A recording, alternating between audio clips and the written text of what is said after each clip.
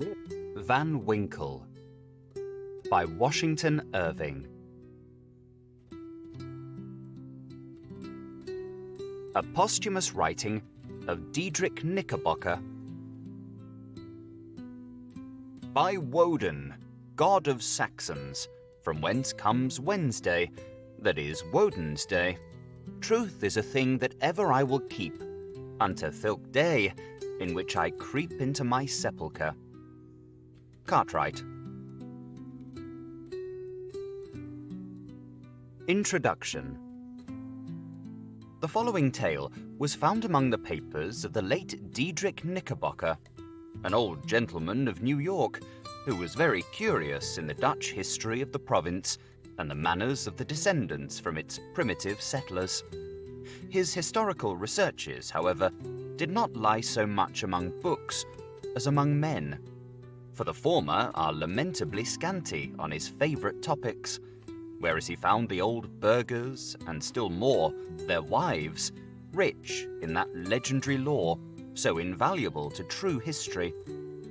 Whenever, therefore, he happened upon a genuine Dutch family, snugly shut up in its low-roofed farmhouse under a spreading sycamore, he looked upon it as a little clasped volume of black letter, and studied it with the zeal of a bookworm. The result of all these researches was a history of the province during the reign of the Dutch governors, which he published some years since. There have been various opinions as to the literary character of his work, and, to tell the truth, it is not a whit better than it should be. Its chief merit is its scrupulous accuracy, which indeed was a little questioned on its first appearance, but has since been completely established, and it is now admitted into all historical collections as a book of unquestionable authority. The old gentleman died shortly after the publication of his work, and now that he is dead and gone, it cannot do much harm to his memory to say that his time might have been much better employed in weightier labours. He, however, was apt to ride his hobby his own way, and though it did now and then kick up the dust a little in the eyes of his neighbours and grieve the spirit of some friends, for whom he felt the truest deference and affection, yet his errors and follies are remembered more in sorrow than in anger, and it begins to be suspected that he never intended to injure or offend. But however his memory may be appreciated by critics, it is still held dear among many folks, whose good opinion is well worth having, particularly by certain biscuit bakers, who have gone so far as to imprint his likeness on their New Year cakes, and have thus given him a chance for immortality, almost equal to being stamped on a Waterloo medal or a Queen Anne's farthing. Rip Van Winkle. Whoever has made a voyage up the Hudson must remember the Catskill Mountains. They are a dismembered branch of the great Appalachian family, and are seen away to the west of the river, swelling up to a noble height and lording it over the surrounding country. Every change of season, every change of weather, indeed every hour of the day, produces some change in the magical hues and shapes of these mountains, and they are regarded by all the good wives, far and near, as perfect barometers. When the weather is fair and settled, they are clothed in blue and purple, and print their bold outlines on the clear evening sky. But sometimes, when the rest of the landscape is cloudless, they will gather a hood of grey vapours about their summits, which, in the last rays of the setting sun, will glow and light up like a crown of glory. At the foot of these fairy mountains, the voyager may have descried the light smoke curling up from a village whose shingle roofs gleam among the trees, just where the blue tints of the upland melt away into the fresh green of the nearer landscape. It is a little village of great antiquity, having been founded by some of the Dutch colonists in the early times of the province, just about the beginning of the government of the good Peter Stuyvesant, may he rest in peace, and there were some of the houses of the original settlers standing within a few years, built of small yellow bricks brought from Holland, having latticed windows and gable fronts surmounted with weathercocks. In that same village, and in one of these very houses, which, to tell the precise truth, was sadly time-worn and weather-beaten, there lived, many years since, while the country was yet a province of Great Britain, a simple, good-natured fellow of the name of Rip Van Winkle. He was a descendant of the Van Winkles who figured so gallantly in the chivalrous days of Peter Stuyvesant, and accompanied him to the siege of Fort Christina. He inherited, however, but little of the martial character of his ancestors. I have observed that he was a simple, good-natured man. He was, moreover, a kind neighbour and an obedient henpecked husband. Indeed, to the latter circumstance might be owing that meekness of spirit which gained him such universal popularity, for those men are apt to be obsequious and conciliating abroad, who are under the discipline of shrews at home. Their tempers, doubtless, are rendered pliant and malleable in the fiery furnace of domestic tribulation, and a curtain lecture is worth all the sermons in the world for teaching the virtues of patience and long-suffering. A termagant wife may, therefore, in some respects, be considered a tolerable blessing, and if so, Rip Van Winkle was thrice blessed. Certain it is that he was a great favourite among all the good wives of the village, who, as usual with the amiable sex, took his part in all family squabbles, and never failed, whenever they talked those matters over in their evening gossipings, to lay all the blame on Dame Van Winkle. The children of the village, too, would shout with joy whenever he approached. He assisted at their sports, made their playthings, taught them to fly kites and shoot marbles, and told them long stories of ghosts, witches, and Indians. Whenever he went dodging about the village, he was surrounded by a troop of them, hanging on his skirts, clambering on his back, and playing 1,000 tricks on him with impunity, and not a dog would bark at him throughout the neighbourhood. The great error in Rip's composition was an insuperable aversion to all kinds of profitable labour.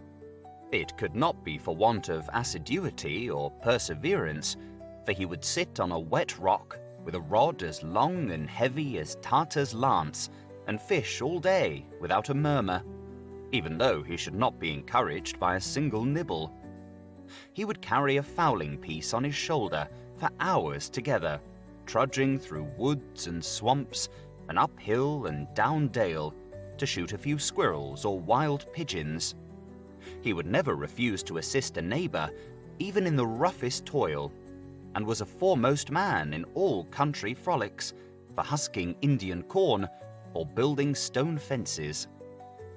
The women of the village, too, used to employ him to run their errands, and to do such little odd jobs as their less obliging husbands would not do for them. In a word, Rip was ready to attend to anybody's business but his own. But as to doing family duty and keeping his farm in order, he found it impossible. In fact, he declared it was of no use to work on his farm. It was the most pestilent little piece of ground in the whole country. Everything about it went wrong, in spite of him. His fences were continually falling to pieces. His cow would either go astray or get among the cabbages. Weeds were sure to grow quicker in his fields than anywhere else. The rain always made a point of setting in just as he had some outdoor work to do, so that, though his patrimonial estate had dwindled away under his management, acre by acre, until there was little more left than a mere patch of Indian corn and potatoes, yet it was the worst-conditioned farm in the neighbourhood. His children, too, were as ragged and wild as if they belonged to nobody. His son, Rip, an urchin begotten in his own likeness, promised to inherit the habits with the old clothes of his father. He was generally seen trooping like a colt at his mother's heels, equipped in a pair of his father's cast-off galligaskins, which he had much ado to hold up with one hand, as a fine lady does her train in bad weather. Rip Van Winkle, however, was one of those happy mortals of foolish, well-oiled dispositions who take the world easy, eat white bread or brown, whichever can be got with least thought or trouble, and would rather starve on a penny than work for a pound. If left to himself, he would have whistled life away in perfect contentment. But his wife kept continually dinning in his ears about his idleness, his carelessness, and the ruin he was bringing on his family. Morning, noon, and night, her tongue was incessantly going, and everything he said or did was sure to produce a torrent of household eloquence. Rip had but one way of replying to all lectures of the kind, and that, by frequent use, had grown into a habit. He shrugged his shoulders, shook his head, cast up his eyes, but said nothing. This, however, always provoked a fresh volley from his wife, so that he was fain to draw off his forces and take to the outside of the house, the only side which, in truth, belongs to a henpecked husband. Rip's sole domestic adherent was his dog, Wolf, who was as much henpecked as his master, for Dame Van Winkle regarded them as companions in idleness, and even looked upon Wolf with an evil eye as the cause of his master's going so often astray. True it is, in all points of spirit befitting an honourable dog, he was as courageous an animal as ever scoured the woods. But what courage can withstand the evil-doing and all-besetting terrors of a woman's tongue? The moment Wolf entered the house, his crest fell, his tail drooped to the ground or curled between his legs. He sneaked about with a gallows air, casting many a sidelong glance at Dame Van Winkle, and at the least flourish of a broomstick or ladle, he would fly to the door with yelping precipitation. Times grew worse and worse with Rip Van Winkle as years of matrimony rolled on. A tart temper never mellows with age, and a sharp tongue is the only edged tool that grows keener with constant use. For a long while he used to console himself, when driven from home, by frequenting a kind of perpetual club of the sages, philosophers, and other idle personages of the village, which held its sessions on a bench before a small inn, designated by a rubicund portrait of His Majesty George III. Here they used to sit in the shade through a long, lazy summer's day, talking listlessly over village gossip, or telling endless, sleepy stories about nothing. But it would have been worth any statesman's money to have heard the profound discussions which sometimes took place, when by chance an old newspaper fell into their hands from some passing traveller. How solemnly they would listen to the contents, as drawled out by Derrick Van Bummel, the schoolmaster, a dapper, learned little man, who was not to be daunted by the most gigantic word in the dictionary, and how sagely they would deliberate upon public events some months after they had taken place. The opinions of this junto were completely controlled by Nicholas Vedder, a patriarch of the village and landlord of the inn, at the door of which he took his seat from morning till night, just moving sufficiently to avoid the sun and keep in the shade of a large tree, so that the neighbours could tell the hour by his movements as accurately as by a sundial. It is true, he was rarely heard to speak, but smoked his pipe incessantly. His adherents, however, for every great man has his adherents, perfectly understood him, and knew how to gather his opinions. When anything that was read or related displeased him, he was observed to smoke his pipe vehemently, and to send forth frequent and angry puffs. But when pleased, he would inhale the smoke slowly and tranquilly, and emit it in light and placid clouds, and sometimes, taking the pipe from his mouth and letting the fragrant vapour curl about his nose, would gravely nod his head in token of perfect approbation. From even this stronghold, the unlucky Rip was at length routed by his termagant wife, who would suddenly break in upon the tranquillity of the assemblage and call the members all to naught.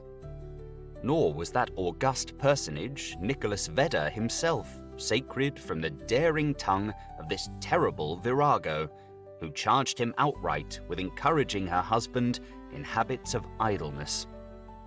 Poor Rip was at last reduced almost to despair, and his only alternative, to escape from the labour of the farm and the clamour of his wife, was to take gun in hand and stroll away into the woods.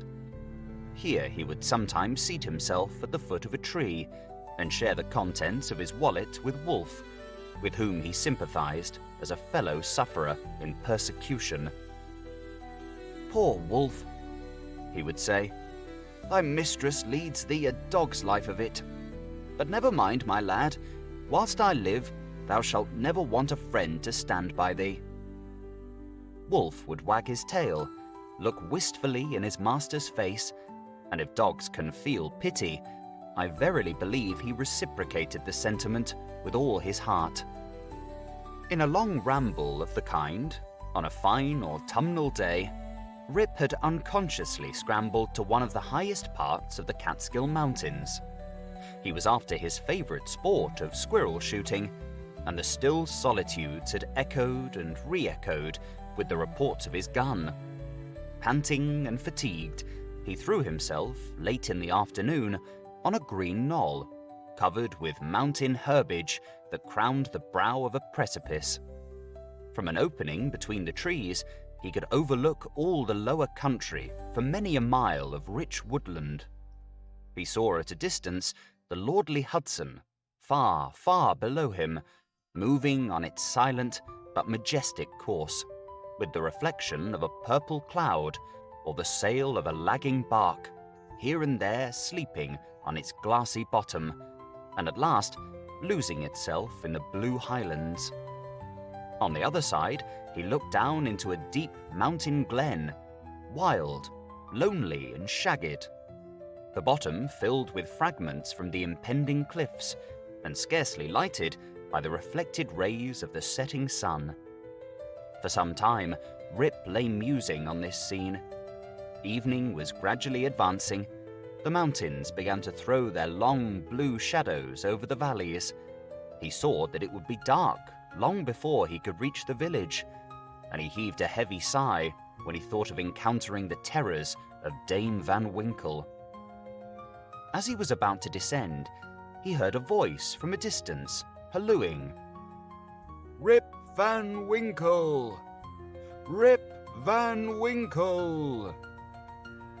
He looked around, but could see nothing but a crow winging its solitary flight across the mountain.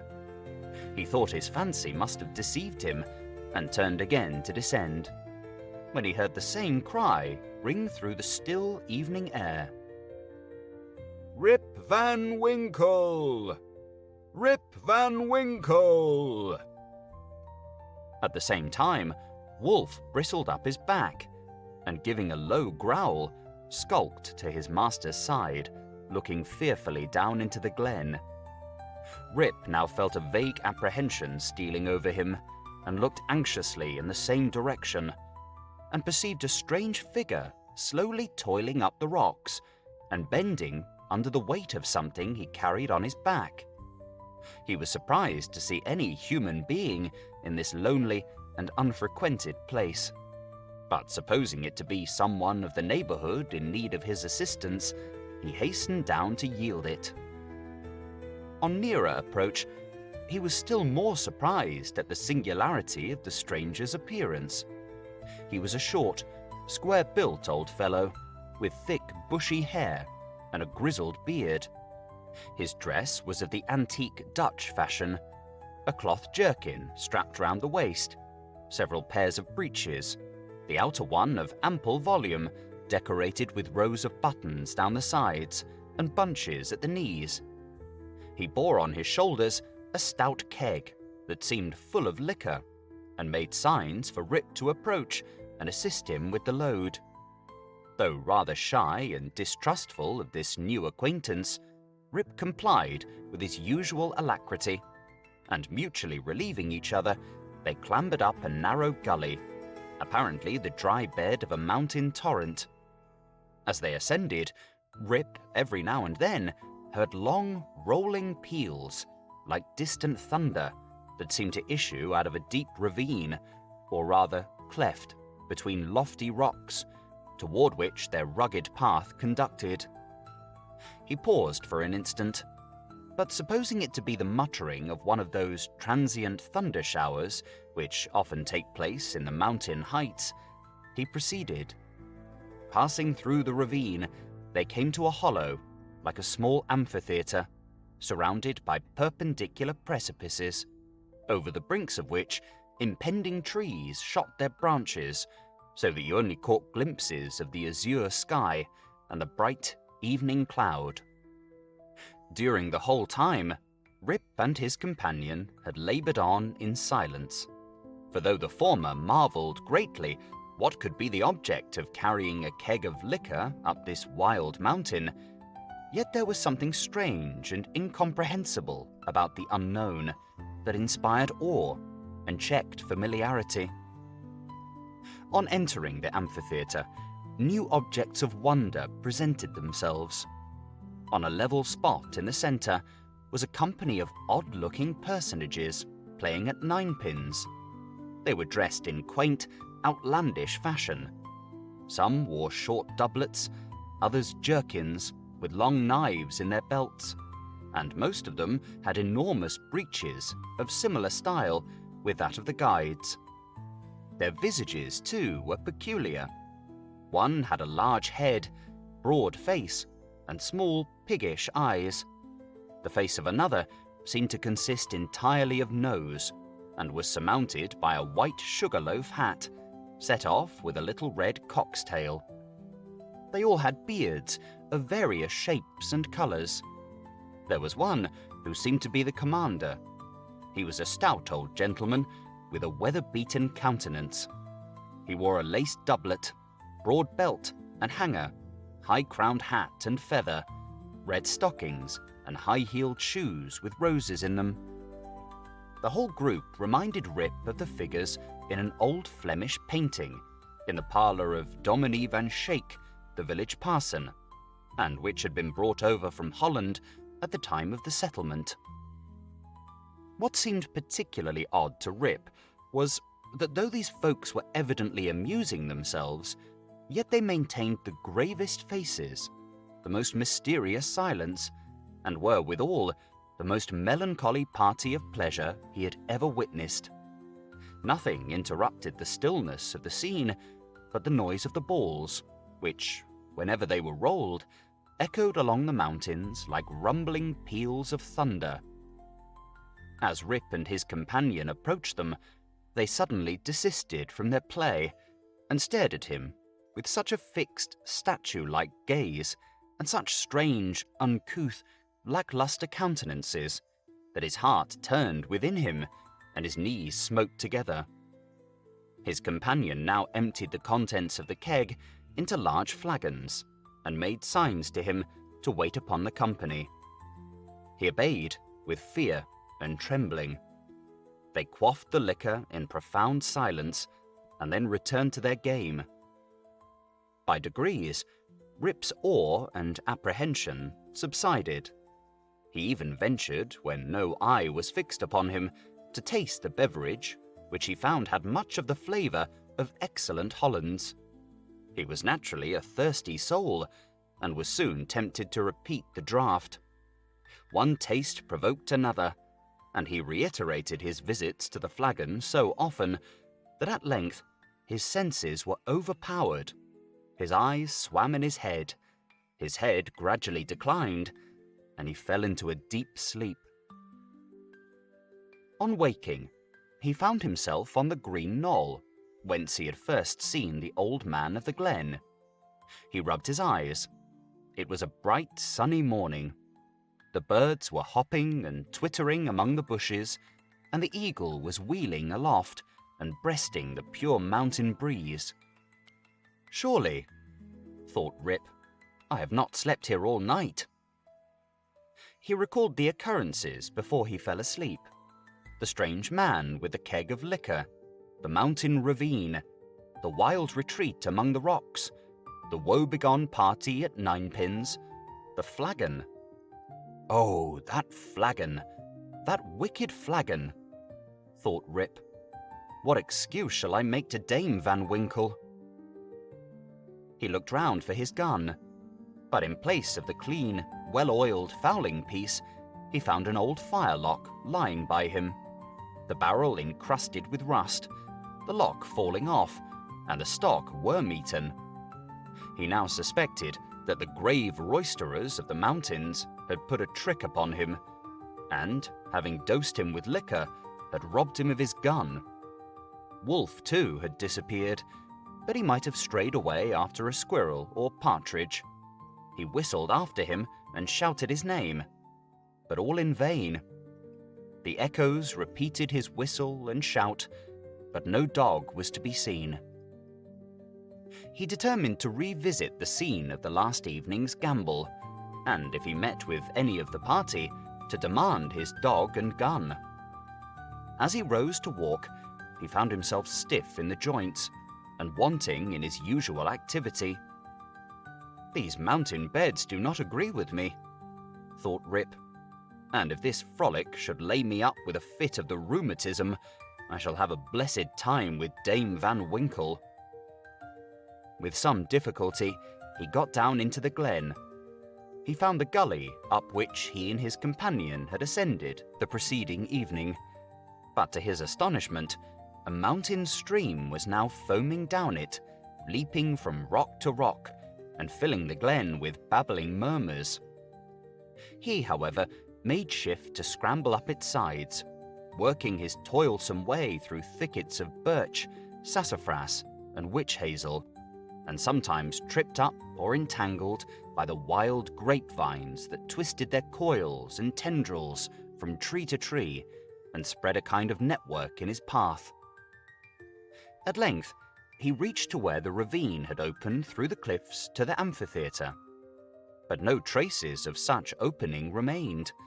The rocks presented a high, impenetrable wall, over which the torrent came tumbling in a sheet of feathery foam, and fell into a broad, deep basin, black from the shadows of the surrounding forest.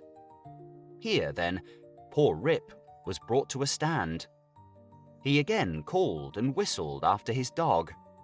He was only answered by the cawing of a flock of idle crows sporting high in the air about a dry tree that overhung a sunny precipice, and who, secure in their elevation, seemed to look down and scoff at the poor man's perplexities. What was to be done? The morning was passing away, and Rip felt famished for want of his breakfast. He grieved to give up his dog and gun. He dreaded to meet his wife, but it would not do to starve among the mountains. He shook his head, shouldered the rusty firelock, and, with a heart full of trouble and anxiety, turned his steps homeward. As he approached the village, he met a number of people, but none whom he knew, which somewhat surprised him, for he had thought himself acquainted with everyone in the country round. Their dress, too, was of a different fashion from that to which he was accustomed. They all stared at him with equal marks of surprise, and whenever they cast eyes upon him, invariably stroked their chins. The constant recurrence of this gesture induced Rip, involuntarily, to do the same, when, to his astonishment, he found his beard had grown a foot long. He had now entered the skirts of the village. A troop of strange children ran at his heels, hooting after him and pointing at his grey beard. The dogs, too, not one of which he recognized for an old acquaintance, barked at him as he passed. The very village was altered. It was larger and more populous. There were rows of houses which he had never seen before, and those which had been his familiar haunts had disappeared. Strange names were over the doors, strange faces at the windows. Everything was strange. His mind now misgave him. He began to doubt whether both he and the world around him were not bewitched. Surely this was his native village, which he had left but a day before. There stood the Catskill Mountains. There ran the Silver Hudson at a distance. There was every hill and dale, precisely as it had always been. Rip was sorely perplexed. That flagon last night, thought he, has addled my poor head sadly. It was with some difficulty that he found the way to his own house, which he approached with silent awe, expecting every moment to hear the shrill voice of Dame Van Winkle. He found the house gone to decay. The roof had fallen in, the windows shattered, and the doors off the hinges. A half-starved dog that looked like Wolf was skulking about it. Rip called him by name, but the cur snarled, showing his teeth, and passed on. This was an unkind cut indeed. "My very dog," sighed poor Rip, "has forgotten me." He entered the house, which, to tell the truth, Dame Van Winkle had always kept in neat order. It was empty, forlorn, and apparently abandoned. This desolateness overcame all his connubial fears. He called loudly for his wife and children. The lonely chambers rang for a moment with his voice, and then all again was silence. He now hurried forth and hastened to his old resort, the village inn, but it too was gone. A large rickety wooden building stood in its place, with great gaping windows, some of them broken, and mended with old hats and petticoats, and over the door was painted, "The Union Hotel by Jonathan Doolittle."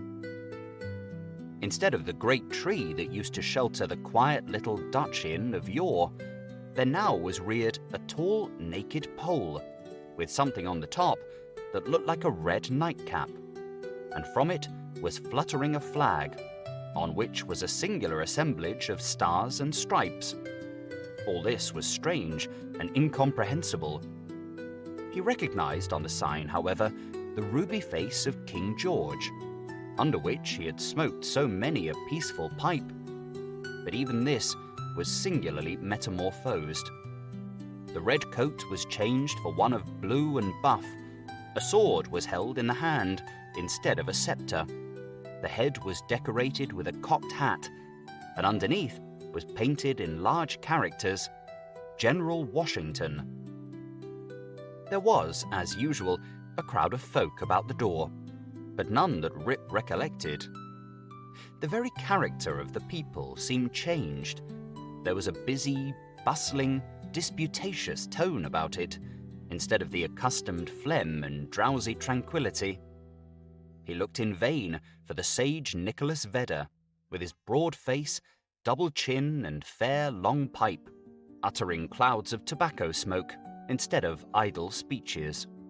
Or Van Bummel, the schoolmaster, doling forth the contents of an ancient newspaper. In place of these, a lean, bilious-looking fellow, with his pockets full of handbills, was haranguing vehemently about rights of citizens' elections, members of Congress, liberty, Bunker's Hill, heroes of '76, and other words, which were a perfect Babylonish jargon to the bewildered Van Winkle. The appearance of Rip, with his long grizzled beard, his rusty fowling-piece, his uncouth dress, and the army of women and children at his heels, soon attracted the attention of the tavern politicians. They crowded round him, eyeing him from head to foot with great curiosity. The orator bustled up to him, and drawing him partly aside, inquired on which side he voted. Rip stared in vacant stupidity. Another short but busy little fellow pulled him by the arm, and rising on tiptoe inquired in his ear whether he was Federal or Democrat. Rip was equally at a loss to comprehend the question, when a knowing, self-important old gentleman in a sharp cocked hat made his way through the crowd, putting them to the right and left with his elbows as he passed, and planting himself before Van Winkle, with one arm akimbo, the other resting on his cane, his keen eyes and sharp hat, penetrating, as it were, into his very soul, demanded in an austere tone what brought him to the election with a gun on his shoulder and a mob at his heels, and whether he meant to breed a riot in the village. "Alas, gentlemen," cried Rip, somewhat dismayed, "I am a poor, quiet man, a native of the place, and a loyal subject of the king, God bless him." Here a general shout burst from the bystanders. "A Tory! A Tory! A spy! A refugee! Hustle him! Away with him!"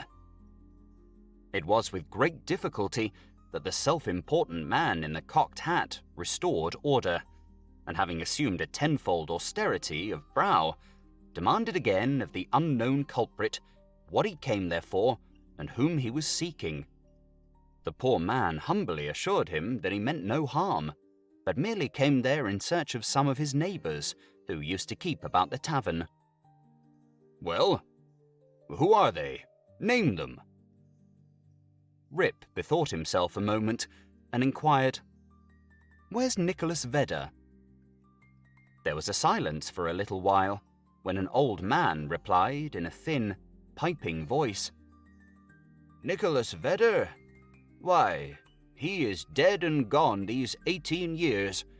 There was a wooden tombstone in the churchyard that used to tell all about him, but that's rotten and gone too." "Where's Brom Dutcher?" "Oh, he went off to the army in the beginning of the war. Some say he was killed at the storming of Stony Point. Others say he was drowned in a squall at the foot of Antony's Nose. I don't know. He never came back again." "Where's Van Bummel, the schoolmaster?" "He went off to the wars too. Was a great militia general and is now in Congress." Rip's heart died away at hearing of these sad changes in his home and friends, and finding himself thus alone in the world. Every answer puzzled him too, by treating of such enormous lapses of time, and of matters which he could not understand. War? Congress? Stony Point? He had no courage to ask after any more friends, but cried out in despair, "Does nobody here know Rip Van Winkle?" "Oh, Rip Van Winkle!" exclaimed 2 or 3. "Oh, to be sure, that's Rip Van Winkle yonder, leaning against the tree." Rip looked, and beheld a precise counterpart of himself as he went up the mountain, apparently as lazy, and certainly as ragged. The poor fellow was now completely confounded. He doubted his own identity, and whether he was himself or another man. In the midst of his bewilderment, the man in the cocked hat demanded who he was, and what was his name. "God knows," exclaimed he, at his wit's end. "I'm not myself. I'm somebody else. That's me yonder. No, that's somebody else got into my shoes.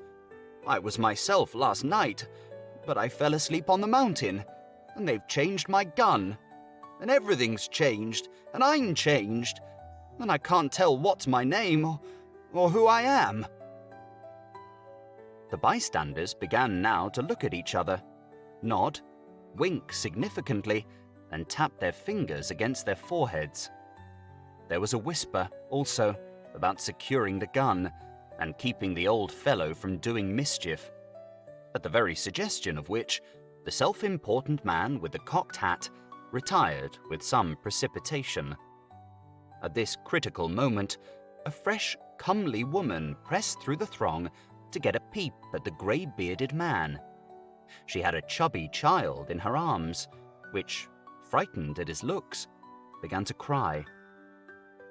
"Hush, Rip," cried she. "Hush, you little fool. The old man won't hurt you."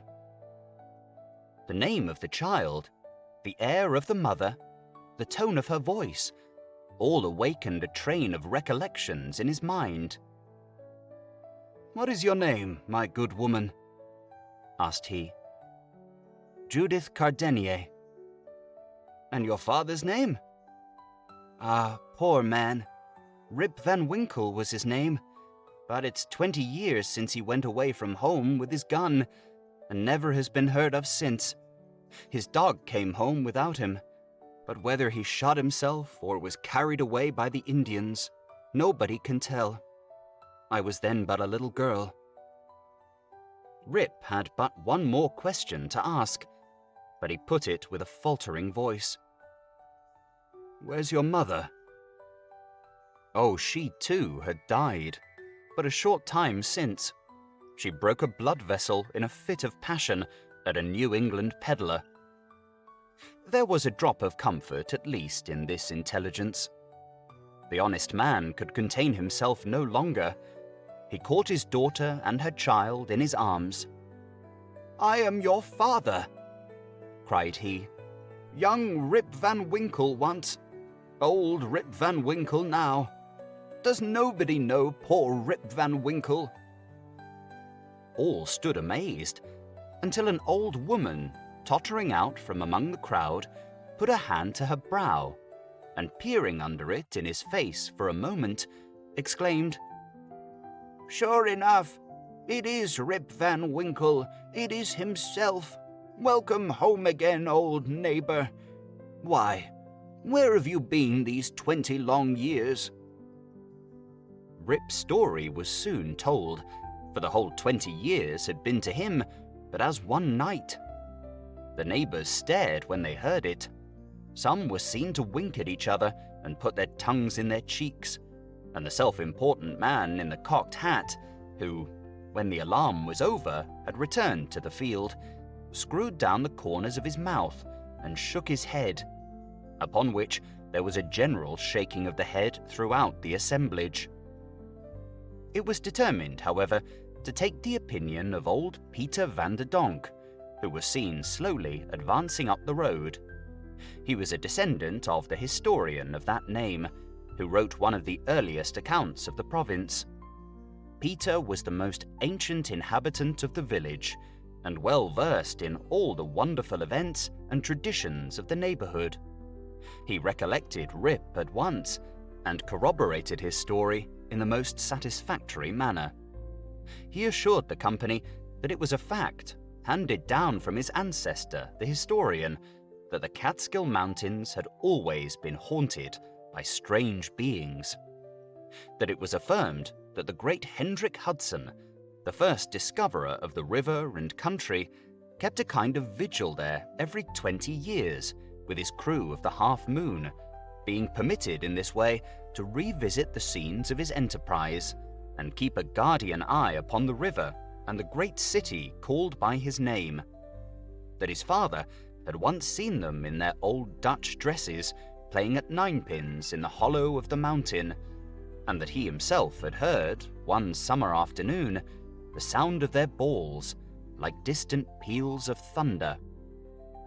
To make a long story short, the company broke up and returned to the more important concerns of the election. Rip's daughter took him home to live with her. She had a snug, well-furnished house, and a stout, cheery farmer for a husband, whom Rip recollected for one of the urchins that used to climb upon his back. As to Rip's son and heir, who was the ditto of himself, seen leaning against the tree, he was employed to work on the farm, but evinced a hereditary disposition to attend to anything else but his business. Rip now resumed his old walks and habits.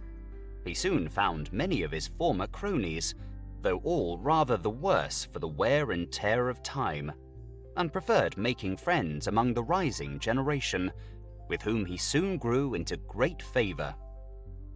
Having nothing to do at home, and being arrived at that happy age when a man can be idle with impunity, he took his place once more on the bench at the inn door, and was reverenced as one of the patriarchs of the village and a chronicle of the old times before the war. It was some time before he could get into the regular track of gossip, or could be made to comprehend the strange events that had taken place during his torpor. How that there had been a revolutionary war, that the country had thrown off the yoke of old England, and that, instead of being a subject to His Majesty George III, he was now a free citizen of the United States. Rip, in fact, was no politician. The changes of states and empires made but little impression on him. There was one species of despotism under which he had long groaned, and that was petticoat government. Happily, that was at an end. He had got his neck out of the yoke of matrimony, and could go in and out whenever he pleased, without dreading the tyranny of Dame Van Winkle.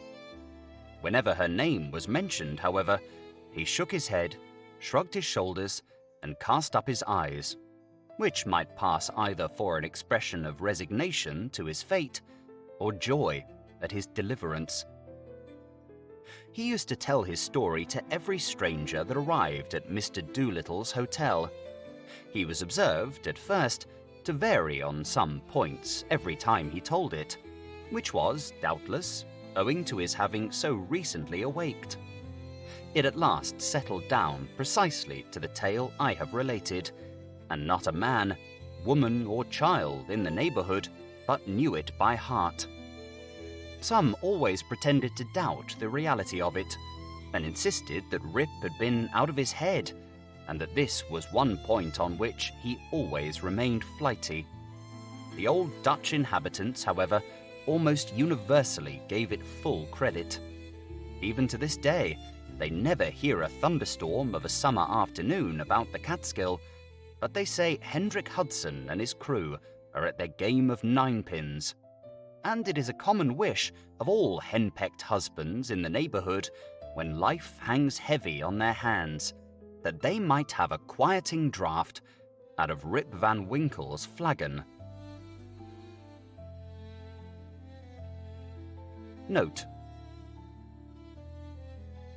the foregoing tale, one would suspect, had been suggested to Mr. Knickerbocker by a little German superstition about the Emperor Friedrich der Rotbart and the Kipphauser Mountain. The subjoined note, however, which had appended to the tale, shows that it is an absolute fact, narrated with his usual fidelity. The story of Rip Van Winkle may seem incredible to many, but nevertheless, I give it my full belief, for I know the vicinity of our old Dutch settlements to have been very subject to marvelous events and appearances. Indeed, I have heard many stranger stories than this in the villages along the Hudson, all of which were too well authenticated to admit of a doubt. I've even talked with Rip Van Winkle myself, who, when last I saw him, was a very venerable old man, and so perfectly rational and consistent on every other point that I think no conscientious person could refuse to take this into the bargain. Nay, I have seen a certificate on the subject taken before a country justice and signed with cross in the justice's own handwriting. The story, therefore, is beyond the possibility of doubt. Diedrich Knickerbocker. Postscript. The following are travel notes from a memorandum book of Mr. Knickerbocker. The Catsburg, or Catskill Mountains, have always been a region full of fable. The Indians considered them the abode of spirits who influence the weather, spreading sunshine or clouds over the landscape, and sending good or bad hunting seasons. They were ruled by an old squaw spirit, said to be their mother. She dwelt on the highest peak of the Catskills, and had charge of the doors of day and night to open and shut them at the proper hour. She hung up the new moons in the skies, and cut up the old ones into stars. In times of drought, if properly propitiated, she would spin light summer clouds out of cobwebs and morning dew and send them off from the crest of the mountain, flake after flake, like flakes of carded cotton, to float in the air, until, dissolved by the heat of the sun, they would fall in gentle showers, causing the grass to spring, the fruits to ripen, and the corn to grow an inch an hour. If displeased, however, she would brew up clouds black as ink, sitting in the midst of them like a bottle-bellied spider in the midst of its web. And when these clouds broke, woe betide the valleys. In old times, say the Indian traditions, there was a kind of Manitou, or spirit, who kept about the wildest recesses of the Catskill Mountains, and took a mischievous pleasure in wreaking all kind of evils and vexations upon the red men. Sometimes he would assume the form of a bear, a panther, or a deer, lead the bewildered hunter a weary chase through tangled forests and among ragged rocks, and then spring off with a loud "Ho, ho!" leaving him aghast on the brink of a beetling precipice or raging torrent. The favourite abode of this Manitou is still shown. It is a rock or cliff on the loneliest part of the mountains, and from the flowering vines which clamber about it and the wild flowers which abound in its neighbourhood, is known by the name of the Garden Rock.